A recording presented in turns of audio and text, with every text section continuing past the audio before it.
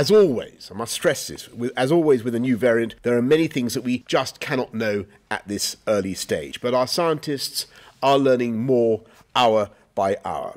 And it does appear that Omicron spreads very rapidly and can be spread between people who are double vaccinated. There is also a very extensive mutation, which means it diverges quite significantly from previous configurations of the virus, and as a result it might, at least in part, reduce the protection of our vaccines over time. So we need to take targeted and proportionate measures now as a precaution while we find out more. So yesterday we took steps to protect the UK against the variant coming here from southern African countries, and earlier today added 4 more countries to the red list. But we now need to go further and implement a proportionate testing regime for arrivals from across the whole world. So we're not going to stop people travelling. I want to stress that we're not going to stop people travelling, but we will require anyone who enters the UK to take a PCR test by the end of the second day after their arrival, and to self-isolate until they have a negative result. So in addition to the measures we're already taking to locate those who have been in countries of concern over the last